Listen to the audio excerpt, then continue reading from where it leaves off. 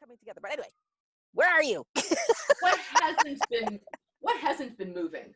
You know, for me, I think the biggest thing, and again, because I follow the cosmos a lot, but truly in me, the divine feminine is coming out.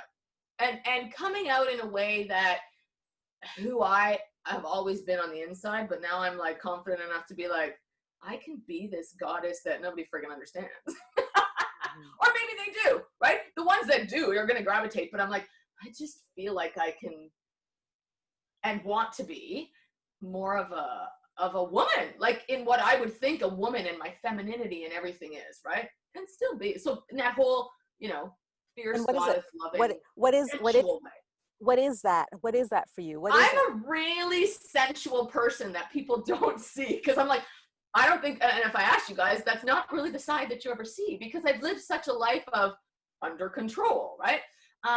But it comes out with your food.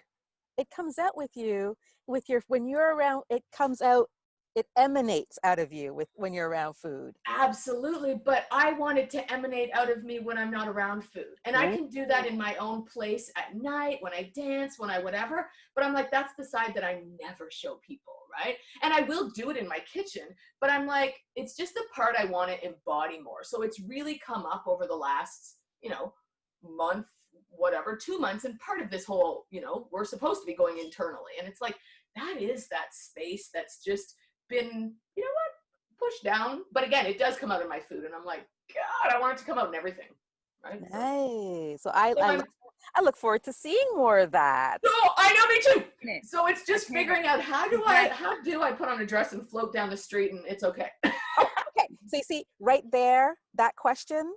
But that's what comes up. Right. Reframe the question. Right. Who do you have? You guys are going to love me floating down the street when I put on my dresses. Right. Yeah. And it becomes, who do I get to become when I put on a dress and let the femininity ooze out of me, which is very different to how. Yeah. And you know what? And even your who do I become or whatever, it's like, it's not even. It's like, how do I exude it more? Because I'll put on a dress here and just walk through the house. I'll put on a dress and sit at my desk. Because that's not my role. It hasn't been for such a long time when you're in the kitchen. And it's funny, when I was in Toronto, I would, the best part was, because I did events and I did the kitchen, so I'm a chef half the day and an event planner half the day. I would cook all morning till 10 o'clock, throw on a suit, throw on a dress, go out to clients for an hour or two, come back to the kitchen, throw back on my whites and go back into active chefing mode. But I would love to then go out to parties, right?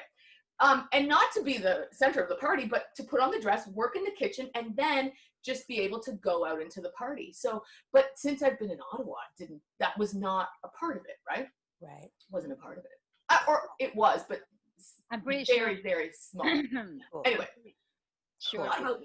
From Lisa as well. We can't wait.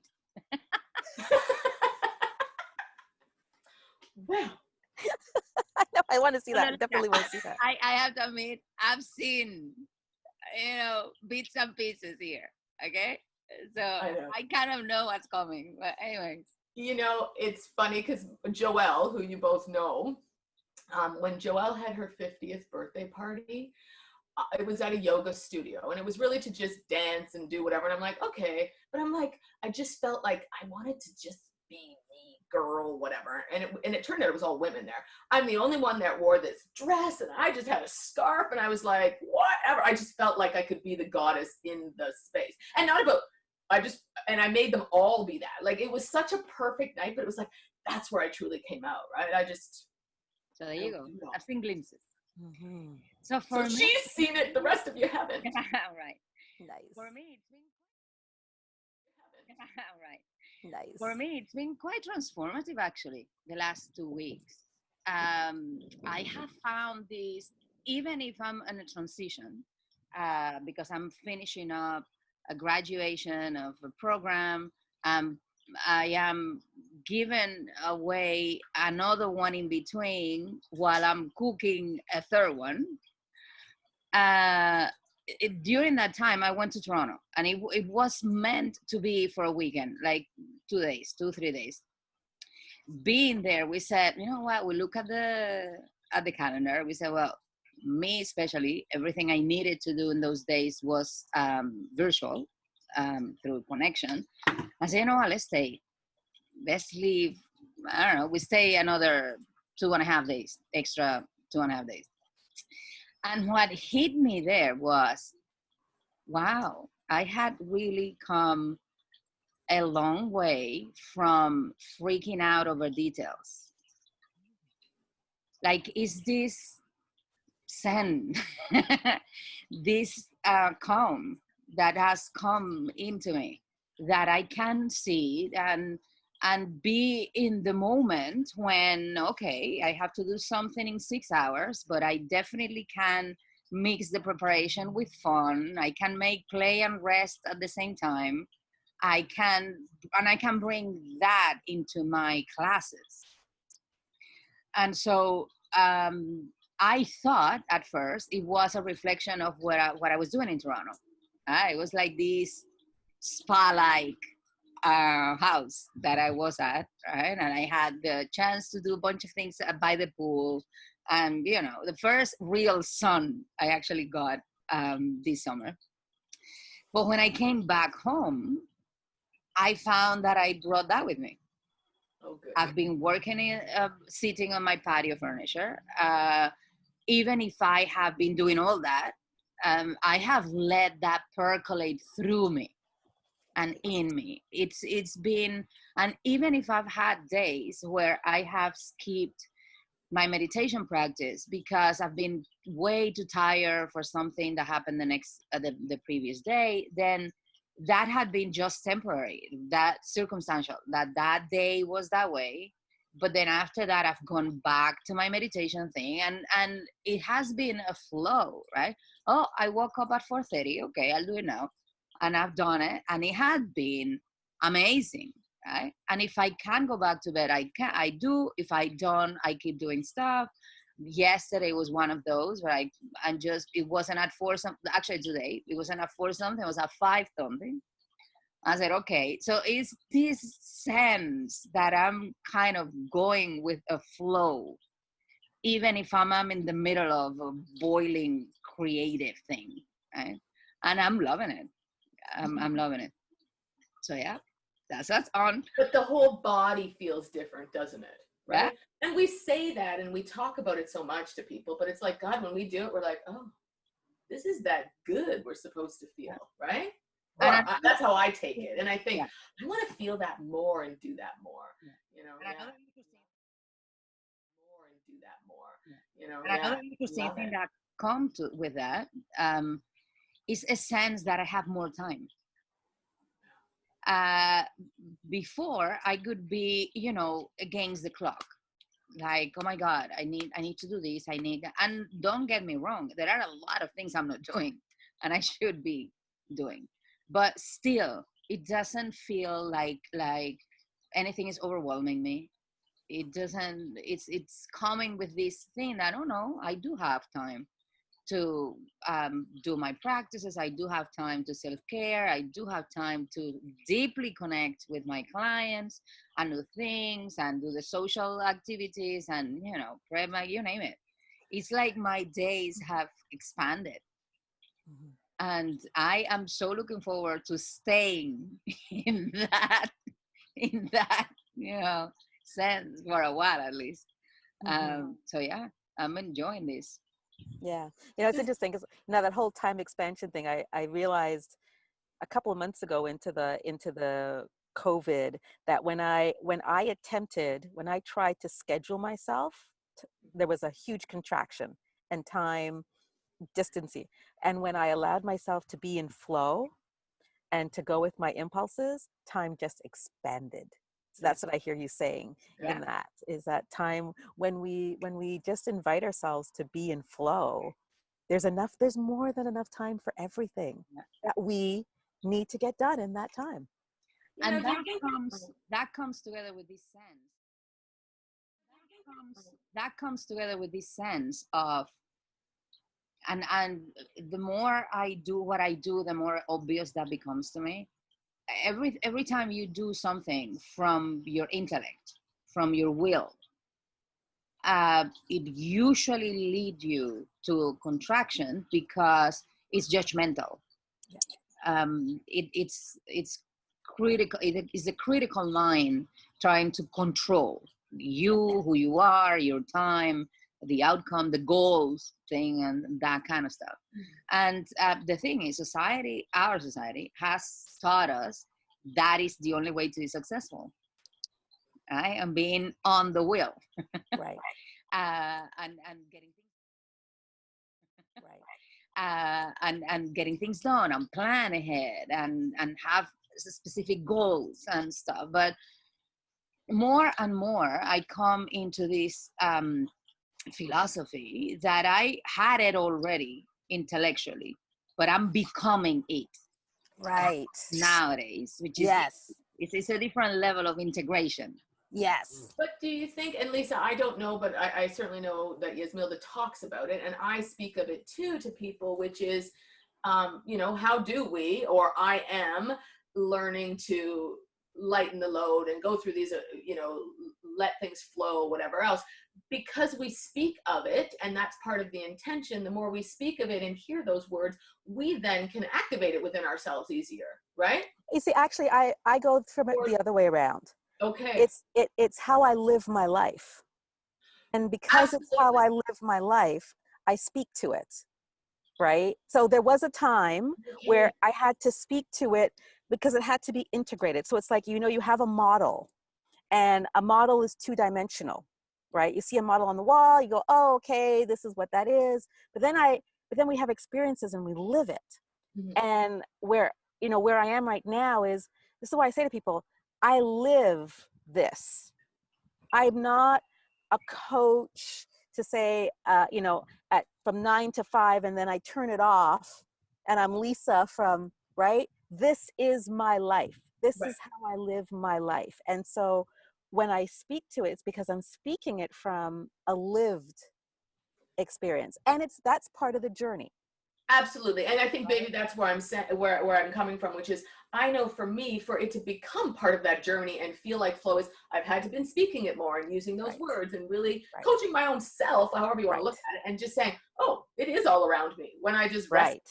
Right. Yeah. Right. And that's, I think Lisa, yeah, go ahead. I was just going to say, that's the beautiful thing about this, right? When we can remove ourselves from the layer, like everything is a journey, and we're all going to be at different parts of the journey. It doesn't mean that we can't walk together, right? So we're walking together and we're all in our own journey, and wherever we stand, it's because this is the beauty of this. Because we know, right, it doesn't matter where you are or I am. The fact is, we're willing to engage wherever we are. Right. And the thing is, like you, right. And the thing is, like you said something earlier that I think is key on going from the left brain goal-oriented mentality and the dimensional model to dimensional model into becoming. I think that transformation is a mindset, but it needs a mindset. And the mindset, in my case, the way I teach it, I've done, and I do it for myself, is using things like you suggested earlier to Donna. What would it take for me to get here? And then be 100% open to whatever guidance comes to me in a way of a person, a book, a movie, a phrase, a client, the challenge posted by a client. I just open myself up for whatever will allow me to come from one to the other one. Yes, and that is so key, right? And I recognize that now. That is so key, right? And I recognize that now, because I'm recognizing now every conversation is valuable for what I'm hearing, right? Yeah. Just in the last 2 weeks, I had a conversation with a friend of mine, and there was really nothing moving inside of me. And it was only after the conversation I realized, oh, I needed to hear those words because it put into context something that was happening with another friend of mine for me to hear and know differently. Right. Yeah. right? And yeah. I love those moments. I love that too. And I live that more often than not, because I've been asking for it to be like, show me, whatever. But the funny part, show me, whatever. But the funny part, someone very wise once told me, not long ago, and where I always saw the beauty in life was nature. I mean, I can live in it, right? And I can express through it. And I always felt so in tune and whatever, my essence, whatever. But until I could turn that around and actually do exactly what I do with nature, with humans, big change, right? Because it became, right? Like that human experience became very different. When I could say, okay, yeah, nature's just like humans, right? But again, I saw them as such distinct pieces. Exactly. And often I worked in the kitchen and nature was my friend, right? Like literally nature was my friend all the time. But when I could totally turn it into, oh my God, people really are no different, right? That was a huge turning point for me, right? Yeah. Well, there we come. Go ahead. No, and I think that's a reflection of that critical voice inside of our heads turning off. Because whatever we fear from our human interactions, because we don't want to be rejected, we don't want to be judged, but that fear comes from the place that you're doing it to yourself, that you see negativity with you. And in your case might have been, nature wasn't criticizing. Good never. Humans might. So but it's it was a different thing, right? It's so funny though, because when I turn it around and I see how people look at nature or treat nature, right away I go into, oh my God, it's just like you. Like people, I have such a fluidity in nature, and you ladies as well. I mean, wherever that sits for you. But for me, it's like when I see someone else, it's like, what don't you get about nature, right? Where I can get it so easily about nature, it was that, yeah. But that's where for me still, it's like, if somebody's not, and again, part of the critical, but I'm like, oh my God, love nature, right? Like love your flowers, love your whatever's going on out there. Anyway. Yeah. And that's part of the, Anyway. yeah. And that's part of the, I think that's part of the separation conversation, right? This morning with the Creative Mornings, there was a panel discussion on, and the theme for this month was insecurity. Oh. And it was such a fabulous, especially with the LGBTQ community, and it's, safety at work, safety in organizations, safety in groups. And it was such a fabulous conversation. And, the word vulnerability kept coming up, right? And vulnerability leads to those uncomfortable conversations. And those uncomfortable conversations is what leads us to something different. And that's what I'm hearing this morning, as we think about, as we talk about permission to show ourself, that part of ourself, right? That's permission to be vulnerable in showing that part of ourselves, which can be uncomfortable, and that sense of fluidity and calm as we move through these things of what if I invite myself to let go of expected outcome, right, and see where I take myself. Well, right. It comes from, I mean, it is that whole journey. It comes from how are we brought up, and until we can embrace the fact that, okay, was it a family norm? Was it a cultural norm? Is it all just culture? Where is it? What does it stem from? Before we can see it in ourselves and embrace it, that we can live it, right? Yeah. Well, and here's the thing. I think because we live in a holographic world, I know that what I see outside of me is a reflection of what's going on inside of me. And so it's in my acceptance or denial of what I'm seeing outside of me, right? And I've been having conversations with people around everything that's been going on and in the world, the protests, the violence, and I'm looking at it as, right, I don't condone that, and I must be willing to see that inside myself. I must be willing to own all of that inside myself so that I can have compassion for another and for myself. And that is actually pretty resonant with something I was thinking about when you mentioned vulnerability. to begin with. And it is that I've noticed that we need to, for that vulnerability act, whenever you do it, with whoever else you do it, to be 100% honest, and not an exercise. To come from the exercise into the honesty of it, you need to go through a process of vulnerability inside of you. Mm-hmm. It's coming into yourself and okay, let's put all the facades, the masks, the expectations, the criticisms aside.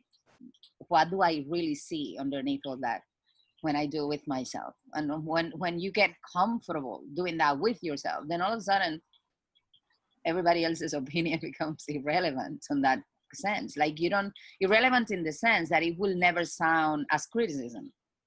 Right. It's interesting because I've had an experience recently where I allowed myself to be very vulnerable. And what I got reflected back to me was like victim. And so where I took myself with that is where had I coupled vulnerability and victim? So if I'm going to be vulnerable, I'm unbeknownst looking for a certain expected outcome. And if I don't get that, I go into victim. And it was huge. I've been there. I can resonate with that. Yeah. Does that resonate? Well, it does in certain things, and certainly the big ones that come up that were probably those lessons that took a little longer to understand, but absolutely. But that's exactly what I was meaning. Exactly so it. If you haven't done the vulnerable thing with yourself, then you will come out as needing. Yes. You do it from a place of needing somebody else to hug you, to love you, to respect you, to appreciate you, to give you something. But the thing is, we never get that if we're not giving it to ourselves. If you don't go through that process first, then that happens. Then vulnerability becomes, in your head, a weakness. Right. And if we're not yet ready to see that the reaction that we are seeing in another is the invitation for us to go, oh, that's me. That's what's going on inside of me. Yeah. Right. This is where this fluidity of going, right. This is where no judgment comes in, because it really isn't about the other person. It's really just about me. Exactly. Well, but and I think noticing that. Yeah. When you were saying noticing that. Yeah. When you were saying, Lisa, around how, you look at it and whatever's going out in the world and, that's a reflection of you and what's going on. Absolutely. I can appreciate that. But where I still sit in this, why am I not feeling an emotion, is when I don't see the world in the pain. I can appreciate it, but I don't sit in the pain like another. And I'm like, okay, I'm compassionate for it, but I can't go to that level. I want to, and not from a space of, I want to feel like I'm holding you up. I just don't see it from that lens. Sometimes I walk away and I'm like, okay. And again, I know you guys are going to laugh, which is I'm not doing it right, but I'm like, I don't feel it the same way that somebody else feels it. And then I have to sit there and be like, it's okay. That's not something you need to be, I don't even know, be anything about, other than it's okay. Others will see that. The fact that you can just see them happily, lovingly, compassionately, whatever, that's enough. Because for me to go down sometimes to that level, it's like, I can't go there. Right. And so for me, it's not about going down to that level, right? This is a dance, right? The three of us are in this conversation. It's a dance. We're going to feel things. We're going to experience things that are going to be very different. And I know if I'm feeling something in this conversation, this is for me.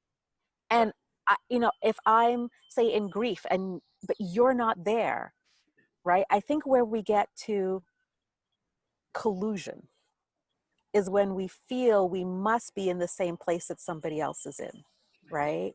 And that's that slippery slope of, and then we feel bad because we don't feel the same way that they feel.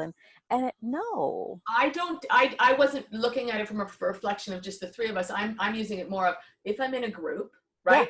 And everyone else, because I think, to Yasmilda's point, people are still in that space of, I need to help. I need to feel that for them. And I'm just like, sometimes I sit and feel like I'm sitting on the periphery, right? In this total illusionary world, but which is, I don't feel that, and that's okay, right? And I just feel that I have to be there, but not be in the conversation. Well, that's what I'm saying. I think that it's in that willingness, in whatever situation, for us to be willing to declare our truth.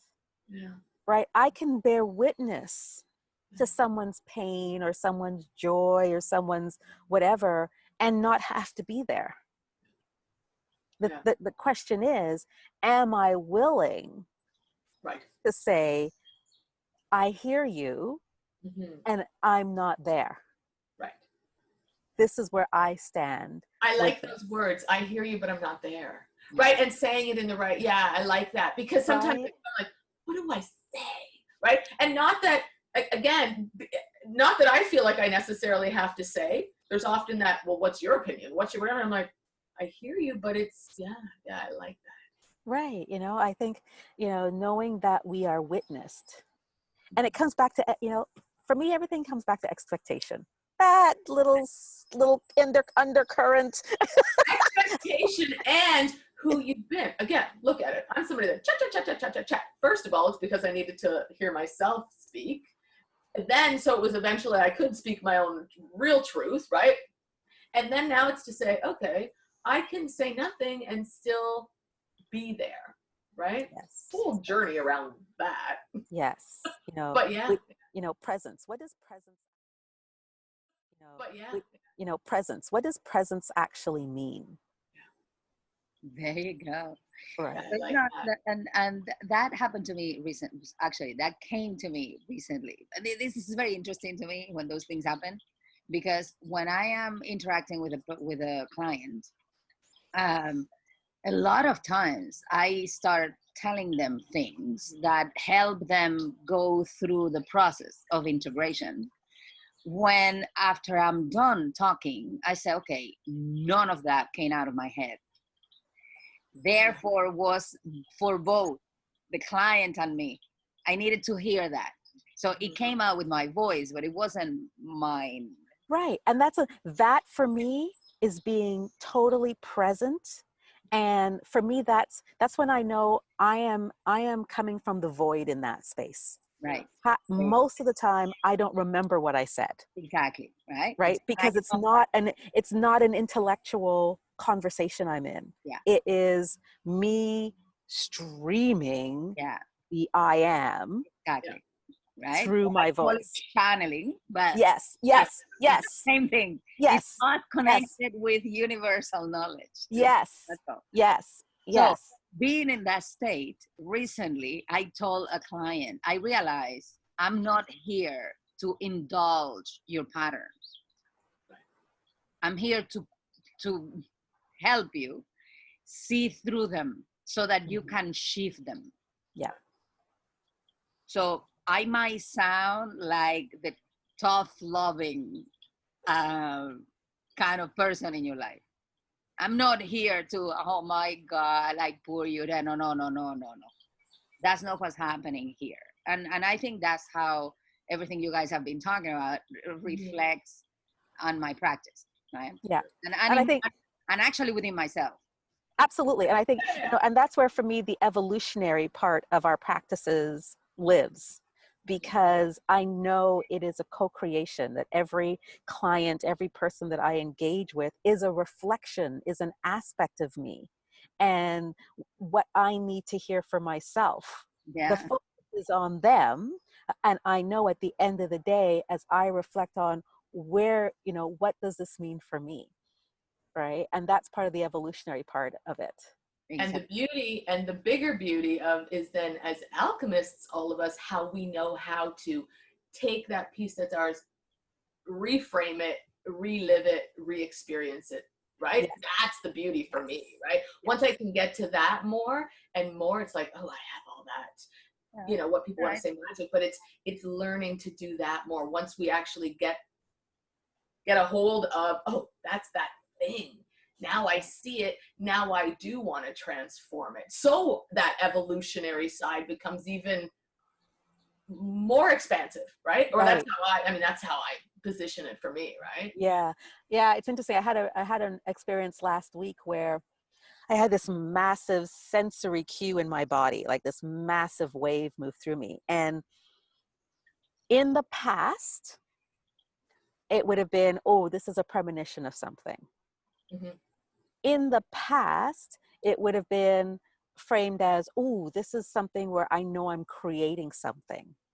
And I caught myself in a moment of going, oh, okay, what is this? And then as I brought myself to the present moment going, what if I let go of that? What if I let go of what I thought what it has been to discover what it is in this moment? Yeah. Right. And that was so powerful for me. I love that. And then to be in that space of, oh, who comes into my awareness? So the people that came into my awareness, I sent them a little note saying, hey, just checking in. I've got this stuff moving inside of me. I had some amazing conversations that led me to places that, oh my God, I could not have imagined. Yeah. Right? It went from, oh, this presented.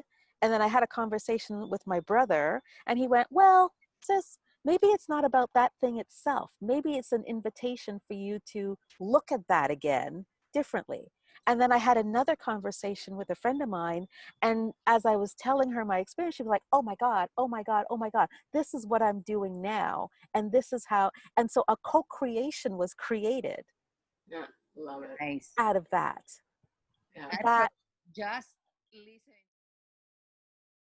that, Just listening to you, I love it because I have associated my own learning, my own evolution through my practice with my ability to be humble and surrender to whatever it is, right? Like not out of the defensiveness of the experience, out of the cockiness of thinking that you are the expert of what you're doing.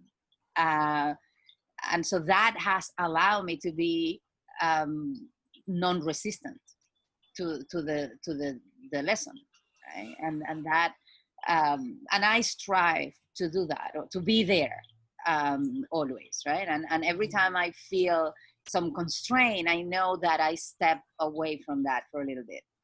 right. And so then I, go back to that. So I already recognize that flow inside of me. Yeah. And so